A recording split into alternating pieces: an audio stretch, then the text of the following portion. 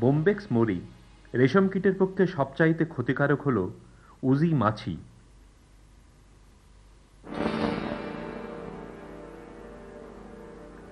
এই ধরনের মাছি রেশম শিল্পের কাছে ভীতির কারণ, কারণ এর ফলে কখনো কখনো 10 থেকে 15%, আবার 40 থেকে 50% লোকসান হয়।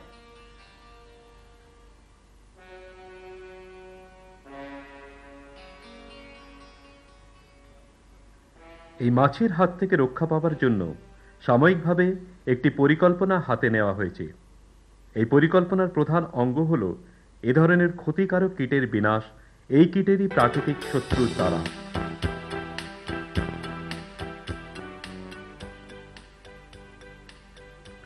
বর্তমানে পরিলক্ষিত হয়েছে এই মাছির জন্য প্রাকৃতিক শত্রু রয়েছে। নিসলিন থাইমাস নামক কীট এই মাছি বিনাশের পক্ষে উপযোগী। এই ধরনের পরজীবী কীট ক্ষতিকারক পিউপাকে আক্রমণ করে, কিন্তু রেশম কীট ও তাহাদের পালনকর্তার কোনো ক্ষতি করে না।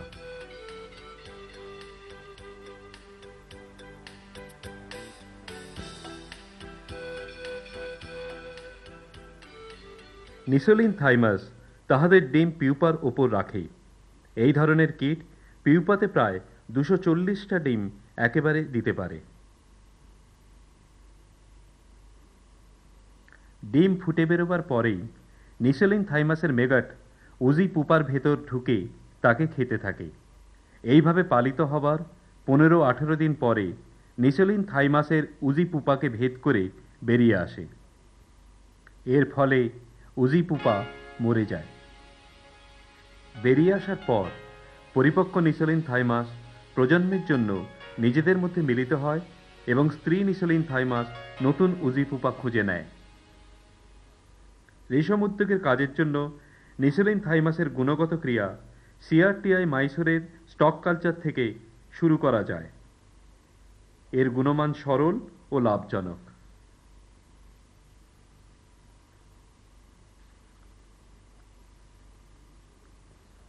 এর জন্য গৃহের তাপমান 23 থেকে 24 ডিগ্রি সেলসিয়াস হওয়া দরকার এবং আর্দ্রতা 60 থেকে 86% হওয়া প্রয়োজন। 150 স্কোয়ার ফিট জায়গা এই কাজের উপযোগী। কাজের প্রয়োজনীয় সামগ্রী সামান্য এবং অনায়াসে পাওয়া যায়। সর্বপ্রথম 60 বাই 30 বাই 30 সেন্টিমিটার কাঁচের খাঁচার দরকার। খাঁচার দুদিকে 15 বাই 15 সেন্টিমিটারের জানলার প্রয়োজন এবং এর চারিদিকে 18 গজের অ্যালুমিনিয়ামের চাদর হওয়া চাই এবং খাঁচার ওপর 2.5 সেন্টিমিটার ব্যাসের ছিদ্র হওয়া দরকার।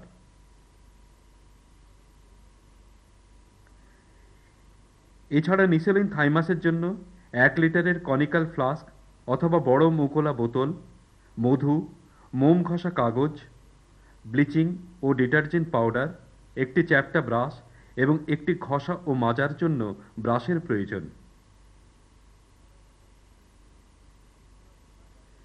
এছাড়া অন্যান্য প্রয়োজনীয় জিনিস হল রবার ব্যান্ড, সুতির কাপড় ও দস্তানা।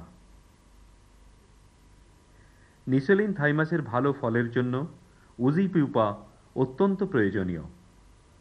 এটা যদি পাওয়া না যায় তাহলে এমনি মাছির পিউপাকেও ব্যবহার করা যেতে পারে। এই মাছির মেগাট অথবা পিউপা বাজারে পাওয়া যায়। ইহা ব্যবহার করার পূর্বে ভালোভাবে পরিষ্কার করা দরকার। মৃত পিউপাকে বেছে আলাদা করে দেওয়া উচিত। পরিষ্কার করার পর 2 থেকে 7 দিনের পিউপাকে কাঁচের খাঁচায় রাখা দরকার। একটি খাঁচায় 3000 পিউপা রাখা যায়। এরপর চ্যাপ্টা ব্রাশ দিয়ে মোমের কাগজের ওপর মধু লাগাতে হবে। ইহাকে খাঁচার ছিদ্র দিয়ে টাঙিয়ে দিয়ে ছিদ্রটা বন্ধ করে দিতে হবে।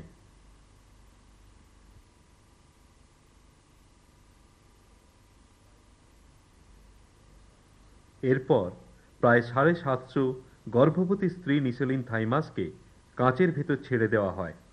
ভালো ফলের জন্য এই কাজে 2 দিন পূর্বে পরিপক্ক কীট ব্যবহার করা হয়। প্রতিদিন এর দেখাশোনা করা দরকার।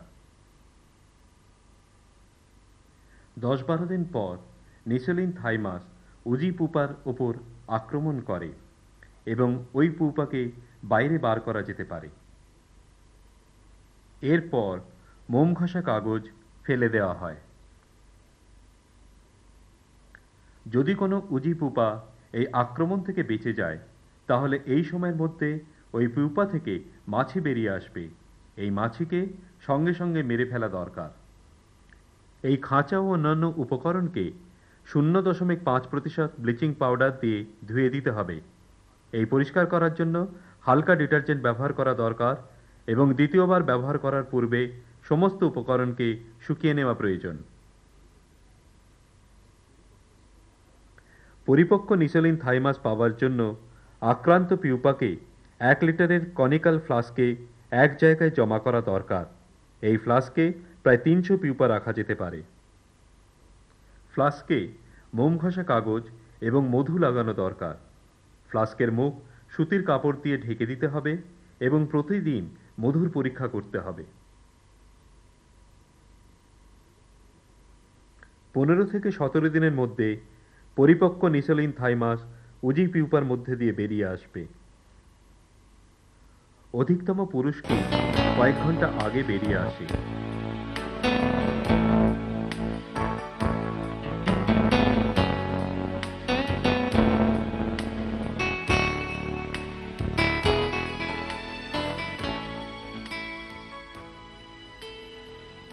এক খাঁচায় রাখা 3000 উজি পুপার থেকে 1 লাখ পরিপক্ক নিসোলিন থাইমাস পাওয়া যায়। এই প্রক্রিয়ার প্রায় 21 টাকা খরচা হয়।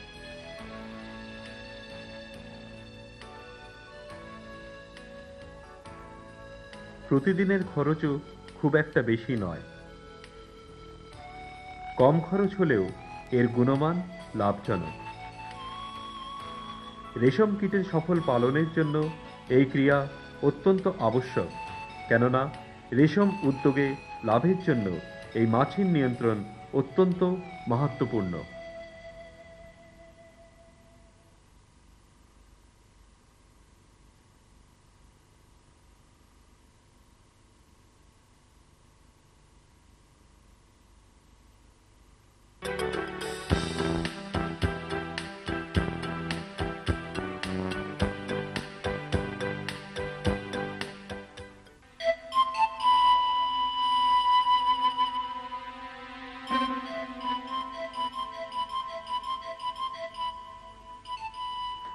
বোম্বেক্স মরি প্রজাতি রেশম কীটের উপর আক্রমণকারী অন্যান্য কীটের মধ্যে সবচাইতে ভয়ানক হল অন্যের ওপর নির্ভরশীল যেসব মাছি, যাকে উজি ফ্লাই বলা হয়।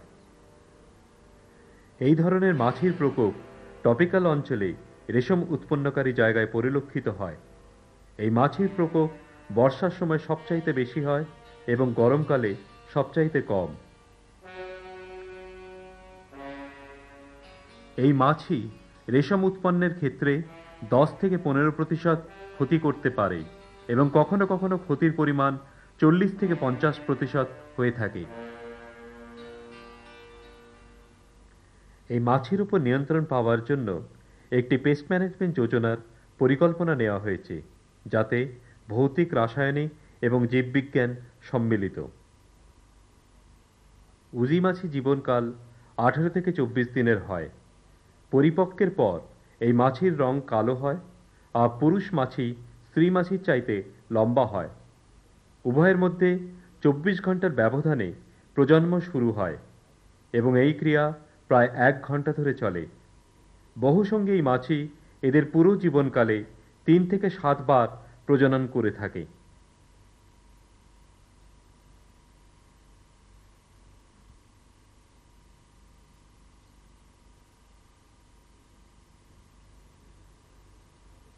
প্রজননের 20 ঘন্টা পরে স্ত্রী মাছি তাদের ডিম দেবার জন্য রেশম কীটের উপর গিয়ে বসে।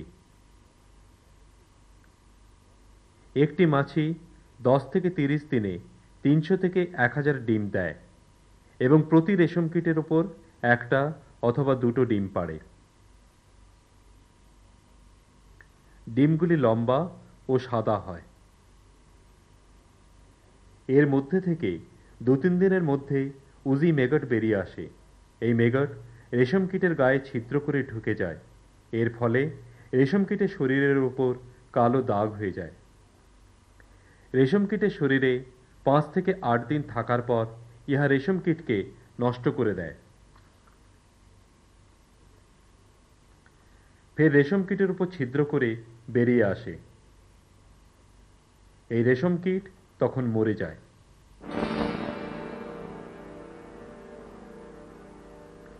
উজি মেগট রেশম কীট পালন গৃহের মধ্যে অথবা তার কাছাকাছি কোনো অন্ধকার জায়গা খুঁজে নেয়।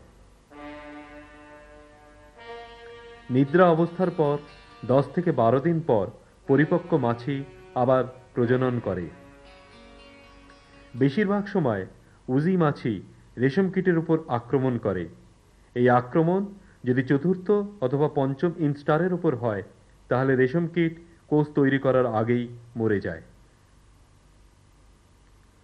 আক্রমণ যদি পঞ্চম ইনস্টারের শেষ দিনে হয় তাহলে পরিপক্ক হবার পর মাছি রেশমের কোষকে ছিদ্র করে বাইরে বেরিয়ে আসে।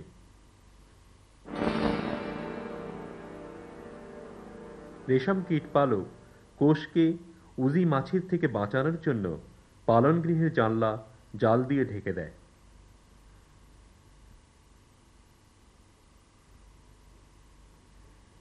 কিন্তু এই ভৌতিক প্রক্রিয়াই সব নয়।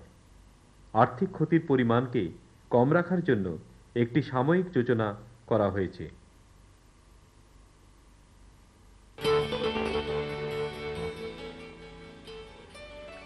এই যোজনার পূর্ণ নিয়ন্ত্রণের জন্য রাসায়নিক পদার্থ এবং অন্য জীবের ওপর নির্ভরশীল কীটের ব্যবহার করা হয়েছে।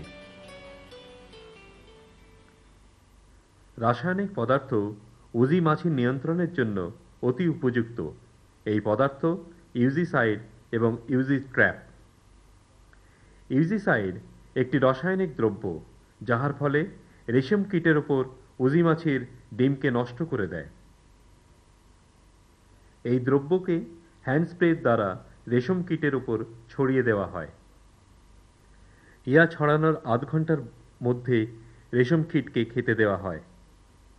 তৃতীয় ইনস্টারের দ্বিতীয় দিন থেকে পঞ্চম ইনস্টারের শেষ পর্যন্ত প্রতি দ্বিতীয় দিনে ইহা ছড়ানো অত্যন্ত দরকার। ইহা মোল্টের সময় করা উচিত নয়। মোল্ট ও পাউডার ছড়ানোর দিন যদি একই দিনে হয় তাহলে পাউডারটা একদিন আগে ছড়িয়ে দেওয়া উচিত।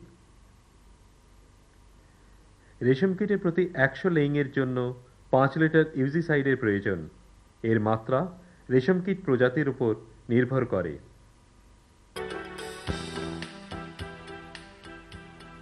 ইউজিট্র্যাপ এক ধরনের রাসায়নিক পদার্থ যাহা উজি মাছিদের মেরে ফেলে।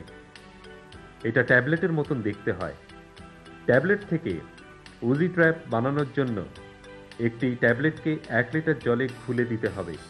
এই মিশ্রণকে 15 মিনিট পর একটি কাঠি দিয়ে নাড়িয়ে দিতে হবে যাতে করে রাসায়নিক পদার্থ জলে মিশে যায়।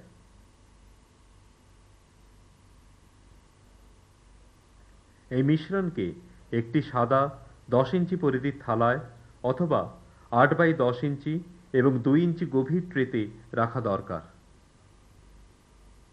এই থালি অথবা ট্রেকে রেশম কীট পালনের প্রতিটি জানলা ও দরজার বাইরে রাখা দরকার।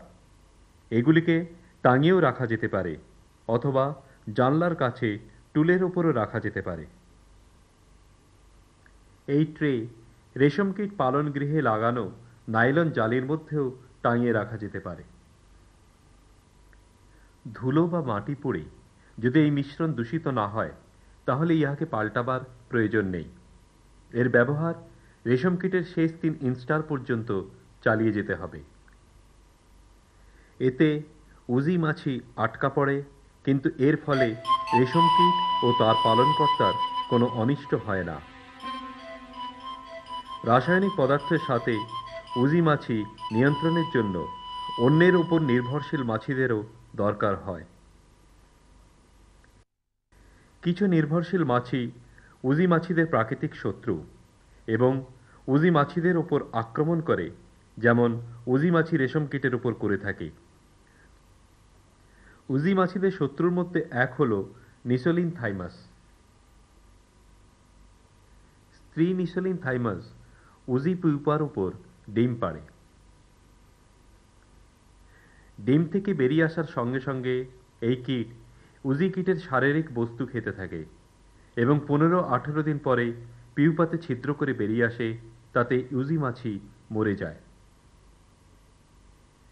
এই নির্ভরশীল কীট রেশম কীটদের কোনোভাবে ক্ষতি করে না। এই জন্য রেশম কীট পালন গৃহে এদের প্রবেশ নিয়ন্ত্রণ করার দরকার পড়ে না। পালন গৃহে ঢুকতে দেবার পক্ষে 2 দিন বয়সের কীট উপযুক্ত। এগুলোকে একটি পাত্রে 24 ঘন্টার মধ্যে সন্ধ্যার সময় নিয়ে এসে পালন গৃহের মধ্যে ছেড়ে দিতে হয়।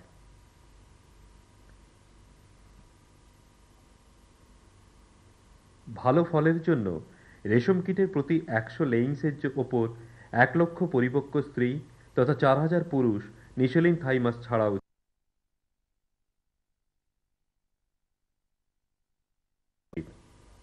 ছাড়া পাবার ফিট পর্যন্ত গিয়ে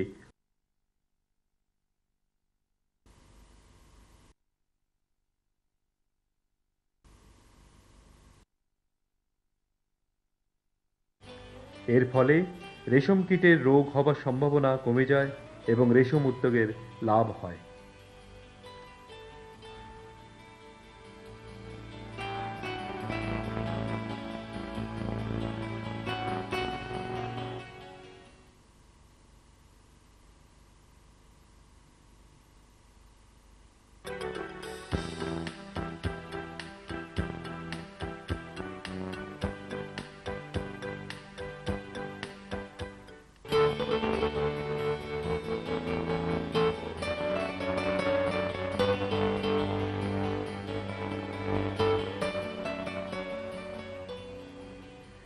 রেশম উদ্যোগের সফলতা অনেকটা নির্ভর করে গুটিপোকার স্বাস্থ্য, উৎপাদন এবং তার গুণবত্তার উপর।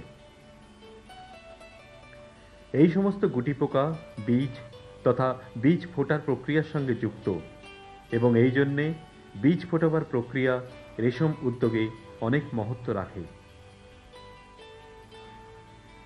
বীজকে একসঙ্গে এবং সমানভাবে ফাটানোর জন্য তাপমান, আর্দ্রতা এবং আলো এইসব প্রয়োজনীয় উপকরণের উপর নজর রাখতে হবে। এই সমস্ত প্রক্রিয়াকে ঠিকভাবে চালিত করার জন্য ধনী পালনকর্তা বিদ্যুৎ দ্বারা চালিত যন্ত্র ব্যবহার করে, কিন্তু গ্রামীণ এলাকায় পালনকর্তার জন্য ইহা সহজলভ্য এবং সুলভ নয়।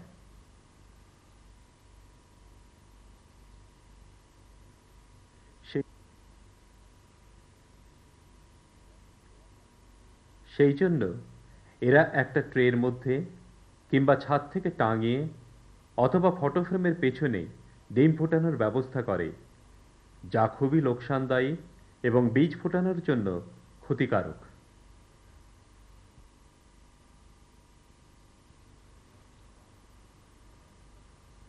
গ্রামে গুটিপোকা চাষের জন্য CSRTI মাইসোর ছোট চাষিদের জন্য কম দামের যন্ত্রের ব্যবস্থা করেছে। এটা হলো মাটির তৈরি কলসি অথবা দু দেওয়ালের তৈরি ইটের বাড়ি। ছোট চাষিদের জন্য মাটির তৈরি কলসি বেশি সহায়ক, কারণ এটা সংগ্রহ করা সহজ। এই কলসি 18 ইঞ্চি উঁচু এবং এটার ওপরের পরিধি 15 ইঞ্চি। কলসির গায়ে ছিদ্র থাকে, যার ফলে বাতাস ভেতরে প্রবেশ করতে পারে। গুটিপোকার ডিম ফোটানোর জন্য ফরমালিন দিয়ে শুদ্ধ করা মাটির কলসির 1 ইঞ্চি গভীরতা পর্যন্ত ভর্তি করা যায়। কলসির মধ্যে শুকনো বীজপত্র টাঙানো হয়। এবার তৈরি কলসিকে ফের পিঁপড়ে না ঢুকতে পারে এমন পাত্রের উপর রাখা হয়। কলসির ওপর কাপড় দিয়ে ঢাকা দেওয়া প্রয়োজন।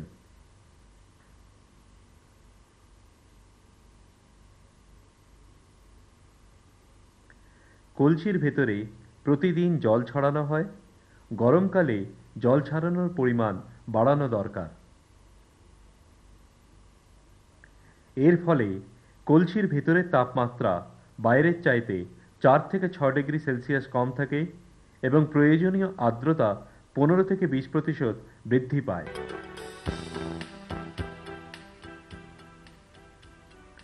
এই ধরনের প্রক্রিয়ায় গুটি পোকার চাষ কম খরচে হয়।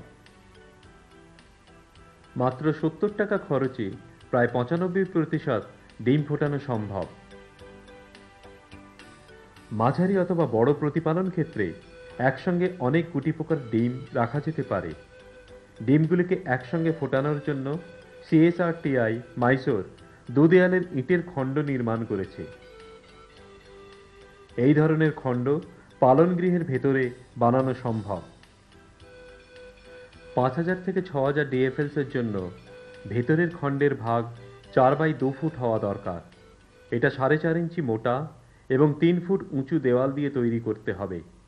ওপরে লোহার পাত দেওয়া হয় এবং প্রতিটি খণ্ড জালের দরজা দিয়ে বন্ধ রাখা দরকার। বাইরের দেওয়াল ভেতরের দেওয়ালের চাইতে 3 ইঞ্চি দূরে রাখতে হবে। পিঁপড়ের হাত থেকে খণ্ডগুলোকে রক্ষা করা দরকার। খণ্ডের চারিদিকে নালা তৈরি করে তাতে জল দিয়ে রাখতে হবে। বাইরের দেয়াল ও ভেতরের দেওয়ালের মধ্যে ফরমালিনে ধোয়া বালি ভরা দরকার। ডিম ফোটানোর জন্য বীজকে শুদ্ধিকরণ করার প্রয়োজন এবং একসঙ্গে 10টা করে লোহার রডে টাঙিয়ে দিতে হবে। 2 দেয়ালের মাঝে প্রতিদিন জল দেওয়ার প্রয়োজন। এর ফলে প্রতি ভাগের তাপমাত্রা 4 থেকে 5 ডিগ্রি সেলসিয়াস কম থাকবে এবং আর্দ্রতা 15 থেকে 20% বাড়বে।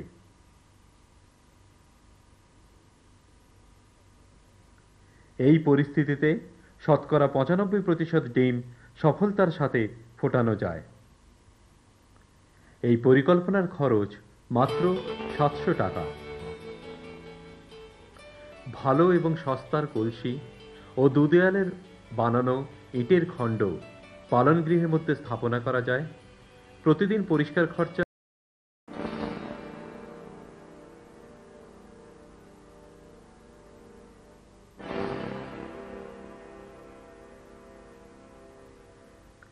সংক্রামক রোগের ফলে রেশম কীট মরে যায়। এছাড়া অস্বাস্থ্যকর জায়গায় রেশম কীট পালনের ফলেও রেশম কীটের মৃত্যু হয়। রেশম কীট খুবই লাজুক জীব। এর ফলে চট করে এরা রোগাক্রান্ত হয়। এদের বাঁচিয়ে রাখার জন্য পালনকালের প্রতিটি পদক্ষেপে পরিচ্ছন্নতা প্রয়োজন। পালন শুরু করার পূর্বে এবং পালন করার সময়ে পালনগৃহের শুদ্ধিকরণের প্রয়োজন।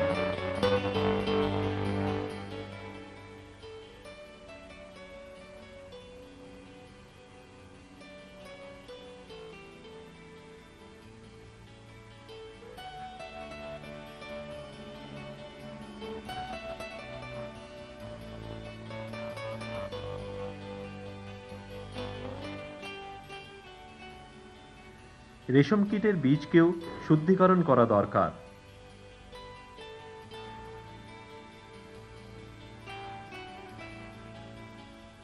পালনকর্তাকেও পরিষ্কার পরিচ্ছন্ন থাকতে হবে। হাত পা না ধুয়ে যেন পালনগৃহে প্রবেশ না করে।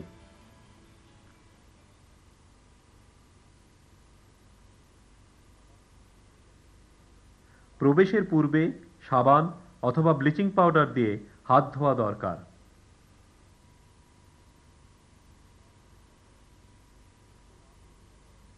পা পরিষ্কার করার জন্য উচ্চমানের ব্লিচিং পাউডার ব্যবহার করা দরকার। পালনগৃহের জমি প্রতিদিন পরিষ্কার করা দরকার।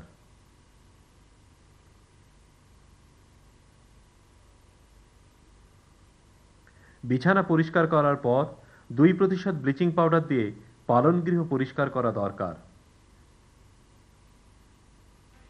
রেশম কীটগুলোকে কখনো সরাসরি ট্রের উপর না রেখে ট্রের উপর আগে কাগজ বিছিয়ে রেশম কীটদের রাখা উচিত এবং প্রত্যেক ইনস্টারের আগে একে বদলানো দরকার।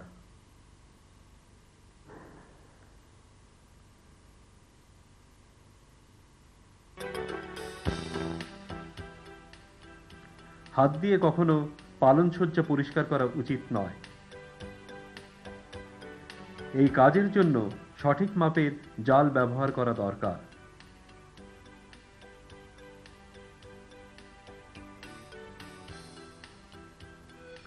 পালন গৃহের জমির ওপর কোনো রকম নোংরা ফেলা বারণ। নোংরা এক জায়গায় জড়ো করে ভালোভাবে প্লাস্টিক দিয়ে মুড়িয়ে ডাস্টবিনে ফেলে দেওয়া উচিত।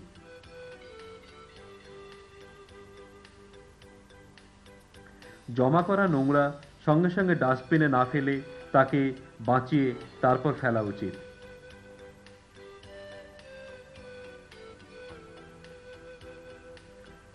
পালনসজ্জা পরিষ্কার করার পর ডালগুলো ভালোভাবে পরিষ্কার না করে ব্যবহার করা উচিত নয়। প্রতিবার ব্যবহার করার পর 2% ফরমালিন দিয়ে ডালগুলো পরিষ্কার করা দরকার। ব্যবহার করা পাখা, চপস্টিক ভালোভাবে পরিষ্কার করা প্রয়োজন।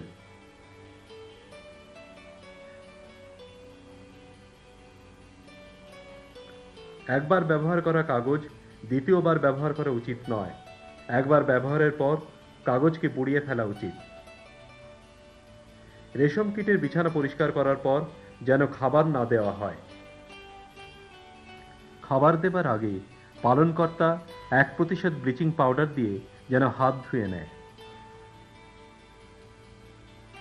পর্যাপ্ত মাত্রায় রেশম কীটদের খাবার দেওয়া দরকার।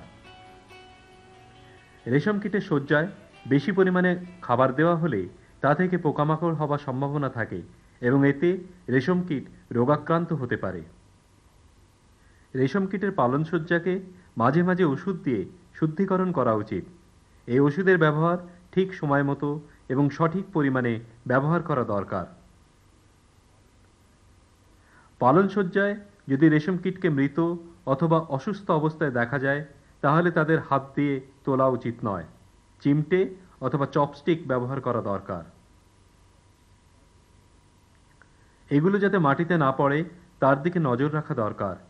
এই মৃত অথবা অসুস্থ রেশম কীটগুলোকে একত্রিত করে 2% ব্লিচিং পাউডার অথবা চুন ভরা পাত্রে ফেলা উচিত এবং তারপর মাটিতে গর্ত করে পুঁতে ফেলা দরকার অথবা পুড়িয়ে ফেলা প্রয়োজন।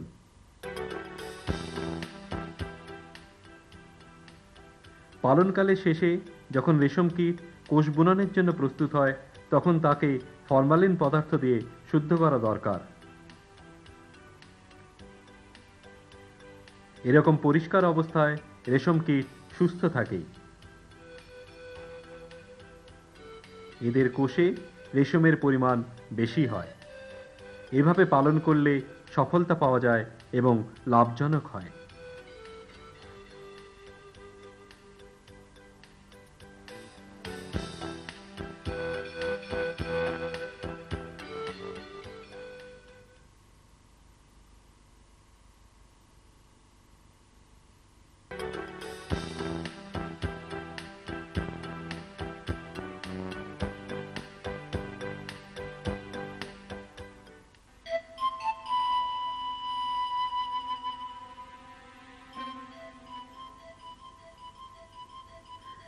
রেশম কীটের পালন গৃহ রেশম উৎপাদনের জন্য এক অন্যতম ভূমিকা। রেশম কীটের স্বাস্থ্য এই পালন গৃহের উপর বহু অংশে নির্ভর করে। উৎপাদন ক্ষমতাও এর সঙ্গে জড়িত। পালন গৃহ নির্মাণের সময় রেশম কীটের সফল প্রয়োজনের কথা মনে রাখা দরকার। রেশম কীটের জন্য কচি সেতুর পাতার প্রয়োজন। সেই জন্য এমন জায়গায় পালন গৃহ হওয়া দরকার যার আশেপাশে সেতুত পাতার গাছ আছে।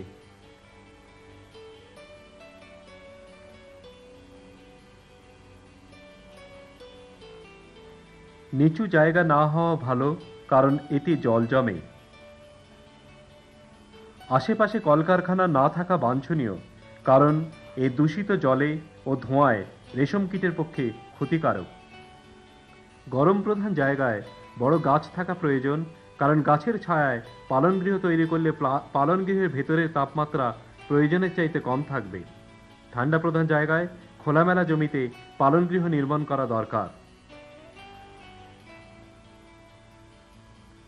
পালন গৃহ স্থাপন করার সময় রেশম কীট পালনের প্রতি ধাপের উপর নজর রাখা দরকার। ছোট এবং বড় রেশম কীটের জন্য আলাদা ঘর থাকা বাঞ্ছনীয়। এর ফলে কীটদের মধ্যে রোগ সঞ্চারের সম্ভাবনা কম থাকে।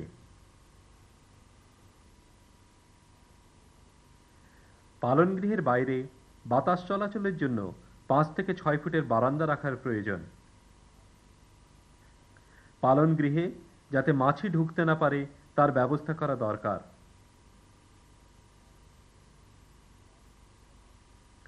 পালন গৃহের ভাগ নির্ভর করে কতগুলি রেশম কীট তাতে থাকবে তার উপর। সাধারণত প্রতি ডিএফএলস এর জন্য 200 বর্গফিট জায়গার প্রয়োজন। পালন গৃহের আকার একটি প্রধান ভূমিকা পালন করে। পালন গৃহ আয়তাকার হওয়া দরকার। এর লম্বা দেওয়ালটি যাতে উত্তর দক্ষিণে থাকে তার উপর নজর রাখা দরকার। প্রতিটি জানলা ও দরজা এই লম্বা দেওয়ালটার উপর করা প্রয়োজন, কারণ এর ফলে গরমের প্রভাব খানিকটা কম থাকবে। পালন গৃহ চওড়াতে 15 থেকে 18 ফুটের বেশি না হওয়া ভালো। পালন গৃহ নির্মাণের সময় তাপমাত্রা, রোগ প্রতিশোধক ও কীট নিয়ন্ত্রণের উপর নজর রাখা বাঞ্ছনীয়। গৃহের বাইরের দেওয়াল চওড়া হওয়া দরকার। র্যাট ট্র্যাপ বাউন্ড দেওয়াল অতি প্রয়োজনীয়, কারণ এতে তাপমাত্রা নিয়ন্ত্রণে থাকে।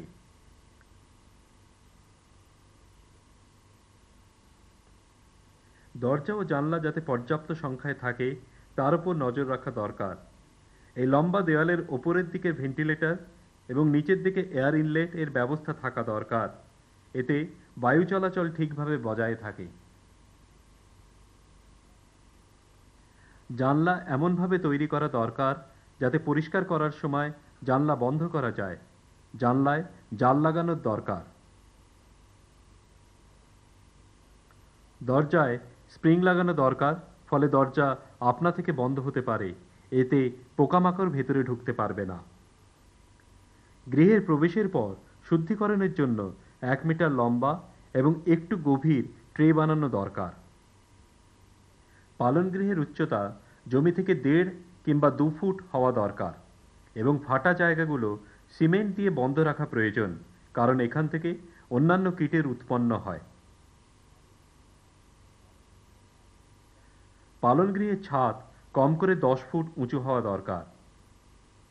তাপমাত্রা নিয়ন্ত্রণের জন্য খড় অথবা টালির ছাদ হওয়া দরকার।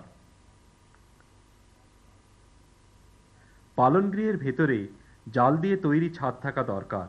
এতে তাপমাত্রা হঠাৎ পরিবর্তন হলে অসুবিধা হয় না।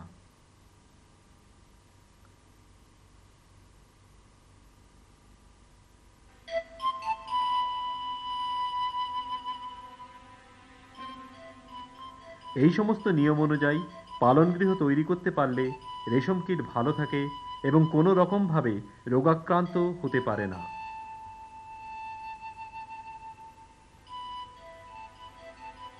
এতে কোষের উৎপাদন ক্ষমতা বৃদ্ধি পায় এবং এতে পালনকারী লাভবান হয়।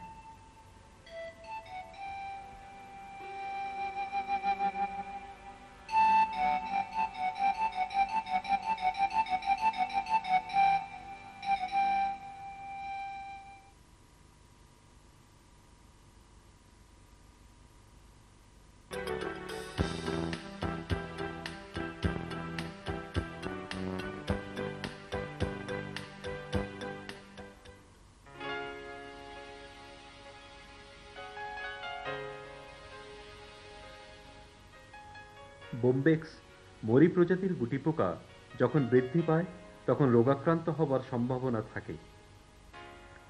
এই রোগ গ্র্যাসারিন, পেব্রাইন, মাস্কারডাইন এবং ফ্ল্যাচেরি ক্ষতিকারক এবং কোষের ভালোভাবে কাটার জন্য ওই রোগের নিয়ন্ত্রণ আবশ্যক। যে জীবাণুর দ্বারা রোগ জন্ম নেয় তাহা মৃত এবং অসুস্থ কীটের মধ্য দিয়ে শয্যার মধ্যে প্রবেশ করে। অনেক ক্ষেত্রে বিছানাকে পরিষ্কার করার জন্য ফরমালিন ব্যবহার করা হয়। ইন্ডোফিল M45, ডায়াথিন M45 আর কাপ্তান দিয়ে করা যায়। গ্র্যাসারিন আর মাস্কারডাইন এই 2 রোগ থেকে বাঁচার জন্য গুটিপোকার ওষুধ অথবা আরকেও, এই ওষুধ দুটি CSRTI মাইসোর সুপারিশ করেছে, যা এক লোকপ্রিয় ওষুধ। আরকেও প্যাকেট সবসময় বন্ধ করে খাবার ও শিশুদের নাগালের বাইরে রাখা দরকার।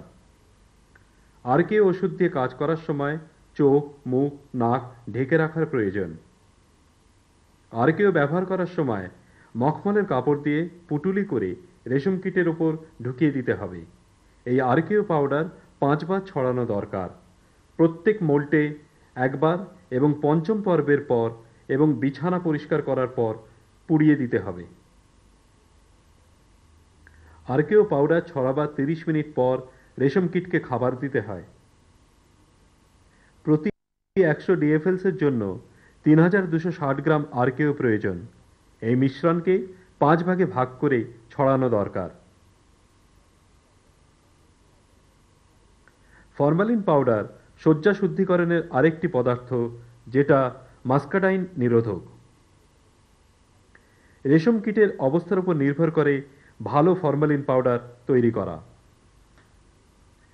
প্রাথমিক অবস্থার জন্য 0.4%, তৃতীয় পর্যায়ে 0.5%, চতুর্থ বারে 0.6% এবং পঞ্চম অবস্থায় 0.8% ফরমালিন পাউডার ব্যবহার করা দরকার।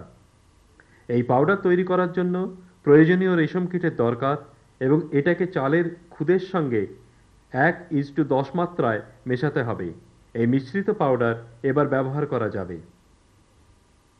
প্রত্যেক মোল্টের পরেই এবং পঞ্চম ইনস্টারের পর বিছানা পরিষ্কার করে রেশম কীটের ওপর ওই পাউডার ছড়িয়ে দেওয়া দরকার।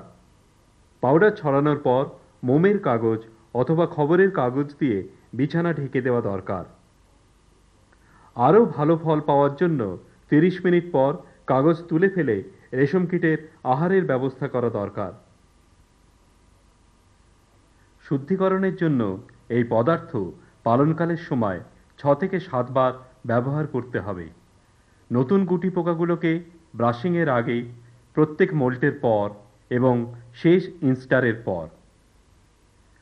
সাদা মাস্কাডাইনের হাত থেকে বাঁচার জন্য আরেকটি প্রক্রিয়া হলো ইন্ডোফিল M45 অথবা কাপ্তান মিশ্রণ দিয়ে বিছানার শুদ্ধিকরণ।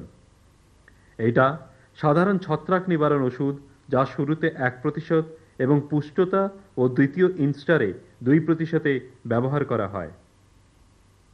এর প্রয়োগ লেভিগেটেড চীনা মাটি অথবা ক্যারোলিনের সাথে হয়। প্রত্যেক 1 স্কোয়ার ফিটের জন্য ওষুধের মাত্রা রেশম কীটের বয়সের উপর নির্ভর করে।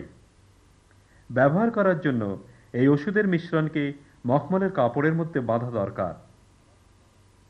রেশম কীটকে খাবার দেবার 30 মিনিট আগে এই ওষুধ ছড়ানো দরকার।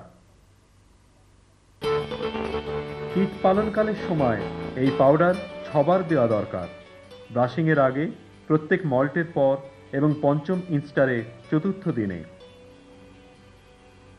ভালো রেশম কীট পালনের জন্য এই ওষুধ দিয়ে রেশম কীটের বিছানা শুদ্ধিকরণ করা দরকার। এই ওষুধ সাবধানতার সাথে ব্যবহার করা প্রয়োজন। ওষুধের প্রয়োগ কখনোই মল্টের ঠিক আগে অথবা মল্টিংয়ের সময় যেন না করা হয়। ওষুধের প্রয়োগ বিছানার ওপর সমানভাবে দেওয়া দরকার এবং 30 মিনিট পরে রেশম কীটদের খাবার দেওয়া দরকার।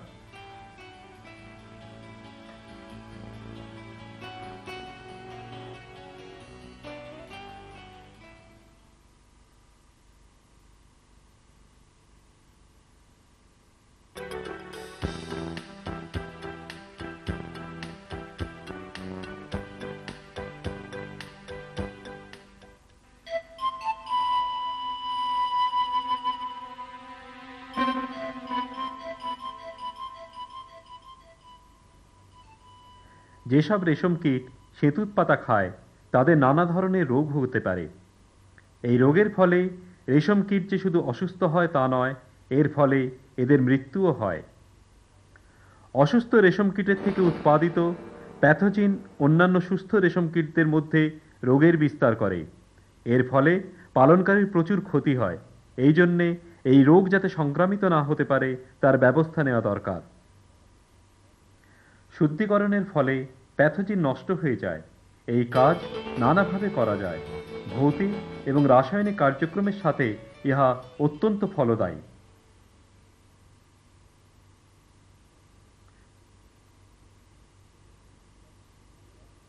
ছোট রেশম কীটদের চট করে রোগ হবার সম্ভাবনা থাকে।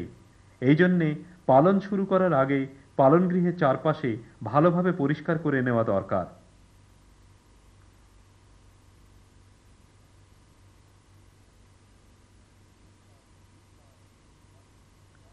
এই কাজ ব্রাশিং অথবা ডিম ফুটবার 6-8 দিন আগে করা দরকার। পরিষ্কার রাখার জন্য অসুস্থ এবং মৃত রেশম কীটগুলোকে মাটিতে পুঁতে ফেলা দরকার। পরিষ্কার করা দ্রব্যগুলোকে খোলা জায়গায় 10-12 ঘন্টা রাখা দরকার, যাতে রোদের তাপে এইগুলি জীবাণুমুক্ত হয়ে যায়। প্রাকৃতিক শুদ্ধিকরণের সঙ্গে রাসায়নিক দ্রব্য দিয়েও শুদ্ধিকরণ করা হয়। বেশিরভাগ ক্ষেত্রে দ্রব্য শুদ্ধিকরণ প্রস্তুত হয় ফরমালিন, ব্লিচিং পাউডার অথবা চুনের গুঁড়ো দিয়ে।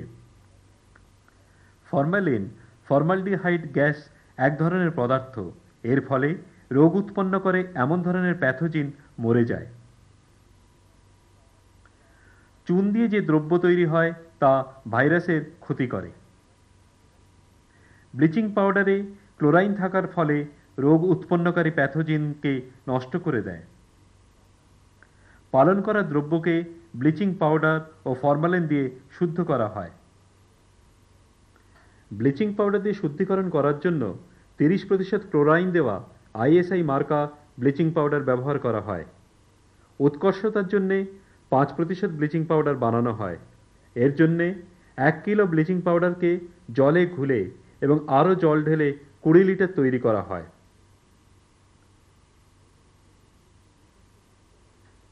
এই দ্রব্যকে চৌবাচ্চার মধ্যেও বানানো যায়। সমস্ত উপকরণগুলো 10 মিনিট পর্যন্ত ডুবিয়ে তারপর ছায়াতে শুকিয়ে নেওয়া দরকার।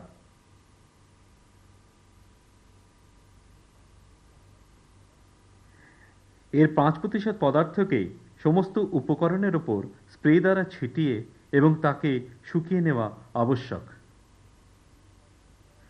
শুদ্ধিকরণের জন্য যদি ফরমালিন ব্যবহার করা হয়, তাহলে 1 ভাগ ফরমালিনকে 17 ভাগ জলে ঘুলে 2% ফরমালিন দ্রব্য তৈরি হয়। মনে রাখতে হবে যে ফরমালিন যেন উচ্চমানের 36% ফর্মালডিহাইড দ্রব্যই হয়। এই দ্রব্যের মধ্যে উপকরণ ডোবানো বা ছেটানো সম্ভব। ছেটানোর পর 30 মিনিট পর্যন্ত উপকরণকে ভিনাইল চাদর দিয়ে ঢেকে রাখা হয়। পালন করার জিনিসপত্রের ওপর যেন গোবর রাখা না হয়।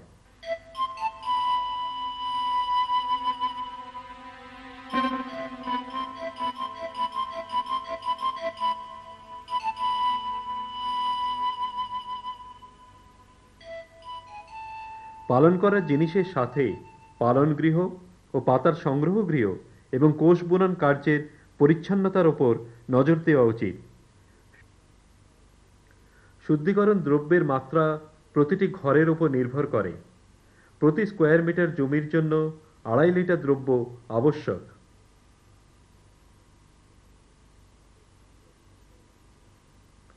মাপের আন্দাজে দ্রব্য বানিয়ে শুদ্ধিকরণ শুরু করা প্রয়োজন।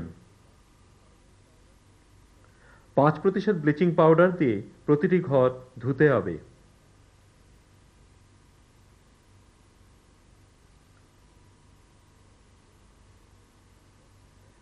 মাটির তৈরি জমির ওপর 10% ব্লিচিং পাউডার আর চুনের মিশ্রণ ছড়িয়ে তার উপর জল ছেটানো দরকার। এছাড়া ঘরেও শুদ্ধিকরণ দ্রব্য ছড়ানো দরকার। ছড়ানোর জন্য ঘরের মাপ অনুযায়ী ঠিকমতো শুদ্ধিকরণ দ্রব্য ব্যবহার করা দরকার। ফরমালিন দ্রব্য কেবল বন্ধ ঘরের জন্য উপযোগী। খোলা ঘরে ব্লিচিং পাউডার অনেক বেশি উপযোগী। যদি শুদ্ধিকরণের জন্য ব্লিচিং পাউডার ব্যবহার করা হয়, তাহলে প্রথমেই সব দরজা ও জানলা বন্ধ করা প্রয়োজন। ফরমাল দ্রব্য যদি ব্যবহার করা হয়, তাহলে ঘরের সব জানলা দরজা বন্ধ রাখার প্রয়োজন। ভালো ফলের জন্য পছন্দকারী দ্রব্যের সাথে 0.05% ডিটারজেন্ট মেশানো দরকার। এতে ভালো ফল হয়। দ্রব্য ছড়ানো ঠিকভাবে করতে হয়। সুরক্ষার জন্য রেইনকোট, দস্তানা ও জুতো পরা দরকার। বিশেষ করে ঘরের এবং ফাটা জায়গাগুলো দেখা দরকার। বন্ধ ঘরে ছেটানোর পর ফরমালিনের ধোঁয়া দেওয়া দরকার। এর জন্য আর্দ্রতার প্রয়োজন। এই জন্য প্রথমে ঘরের মধ্যে জল ছেটানো দরকার। ফের 36% ফরমালিনকে জলে ঘুলে একে গরম করে ব্যবহার করা দরকার। শুদ্ধিকরণের পর কম করে একদিন ঘর বন্ধ রাখা দরকার।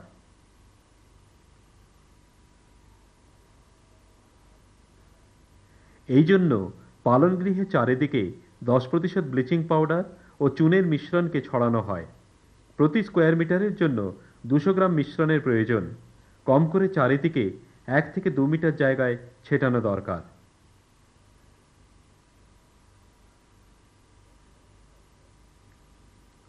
বন্ধ করা ঘর রেশম কীটের বীজ আনার একদিন আগে খোলা দরকার।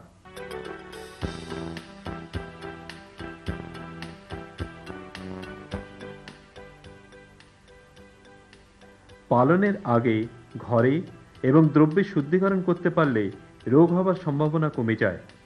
কিন্তু এই রোগের হাত থেকে বাঁচার জন্য পালনকালের সময় ঘরের এবং উপকরণের বারবার শুদ্ধিকরণ করা অতি আবশ্যক।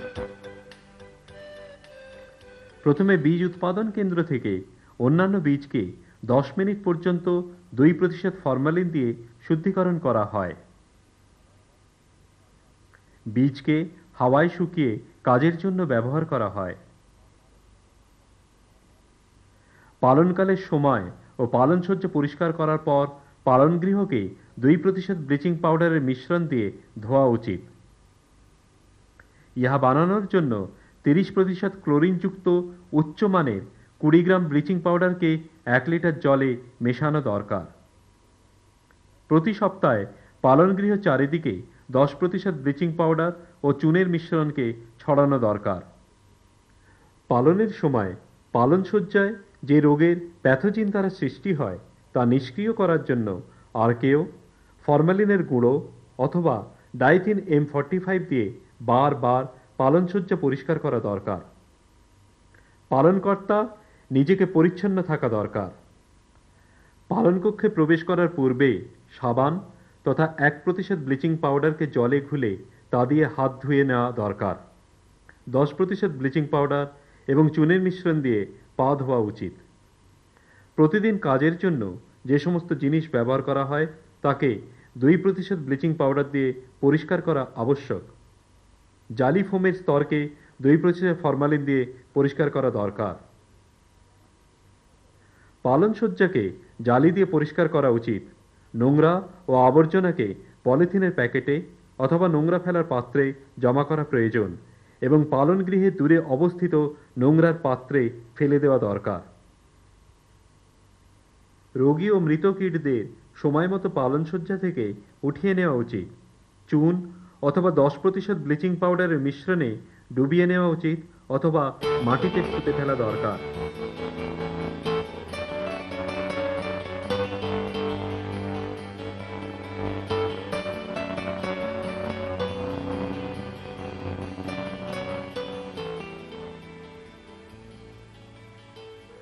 পালনের পর আবার পালনসজ্জা পরিষ্কার করা দরকার। পালনগৃহের ভেতরে যে সমস্ত উপকরণ আছে তার উপর জমে থাকা নোংরাকে পরিষ্কার করে মাটিতে পুঁতে ফেলা প্রয়োজন। পালনের কাজে ব্যবহৃত দ্রব্য ও পালনগৃহকে পুনরায় পরিষ্কার করা দরকার। এই শুদ্ধিকরণ অত্যন্ত প্রয়োজনীয়, কারণ এর থেকেই রোগের বিনাশ হয়। এর ফলে কোষের থেকে ভালো রেশম উৎপন্ন করা সম্ভব।